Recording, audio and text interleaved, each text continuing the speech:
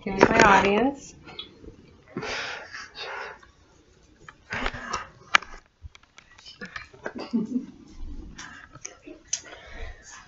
All right. Thank you all for your time tonight. I really appreciate it. I am just going to start out with trying to shed light on recycling. As an industry, it's not doing very well at the moment. Right now, it's costing them more to do recycling because of all the sorting they have to do, so it's just not cost effective, and they're just seeing a downturn in recycling. So I wanted to shed some light on that. So first, what happens when we don't recycle? One, our landfills fill up quicker than normal. So about 75% of our landfills fill up with recyclable materials. We can reduce some of this by half by just doing more recycling. The goal is to do more than that, but their goal right now is to reduce it by half. That way we can reduce the amount of time it takes for those items to decompose. Postconsumers.com reports it takes 450 years for one plastic bottle to decompose. Second, it wastes raw materials. It's an unnecessary depletion of materials when we could use recyclable materials that are more cost effective. It's cheaper to use recycled than to use raw materials for production. It's got negative effects on our ocean life and our lakes. Most of the coastal cities see a lot of waste that just ends up in the ocean. Even though they do more to try and prevent that, they just still see a lot of waste end up there, and a lot of the plastics and stuff that they see get caught, fish and oceanic life that get caught, those are a lot of recyclable materials. So by recycling, we can prevent some of the problems we see with oceanic life. Why recycle? One, for the economy. Recycling is a $200 billion industry. It creates 7 to 10 more jobs than landfill and waste to energy plants create.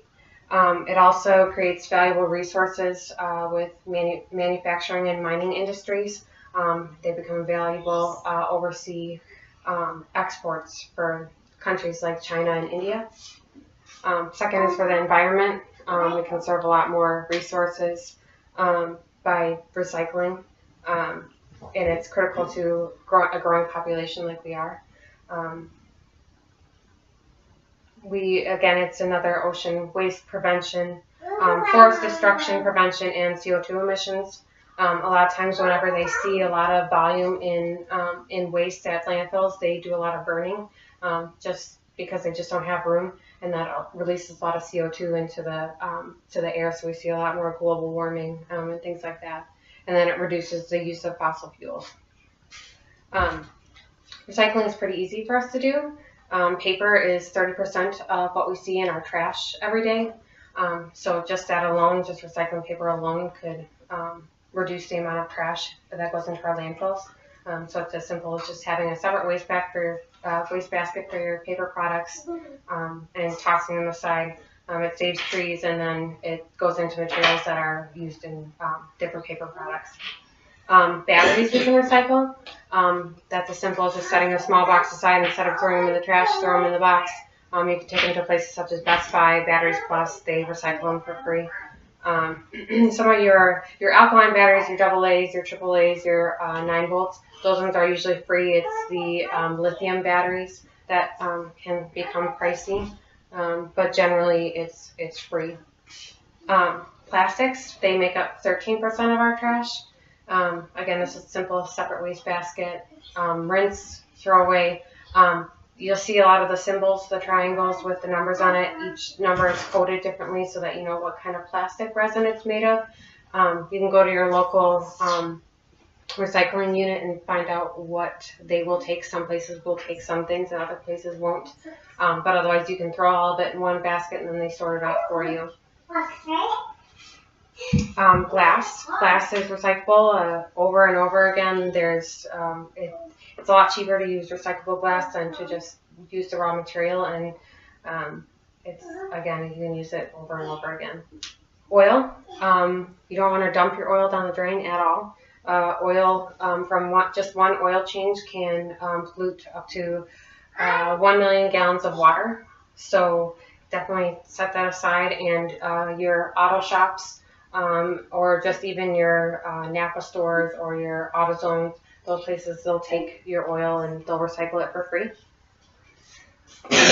Household hazards, paints, cleaners, pesticides. It depends on each, again, location. You can check with your local recycling plant, but they usually have, I know in Racine they have it dedicated, I think it's once every 3 months, to take your cleaners, your paints and stuff down, and they'll recycle it for you. And then tires is another recyclable item. If you do them yourself, you can take them. A lot of auto shops, again, will take them for free. But if you go somewhere, you have them change your tires, and they're supposed to do that for free. So that's another easy way to start recycling. And in the end, we'll just be a cleaner society. We'll free up our landfills, reduce CO2 releases, conserve energy, conserve resources, all the things that go into product production, and it prevents some deforestation and habitat destruction when we're having to harvest raw materials, and it's just an overall environmental protection. And then, I mean, it's research shows it takes 21 days for a habit to form, so I'm challenging you all to take the next 30 days and do some recycling. Like I said, it's easy as setting aside, glass, plastic, paper baskets, and then try doing more recycling.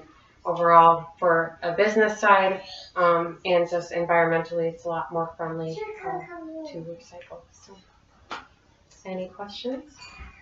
No?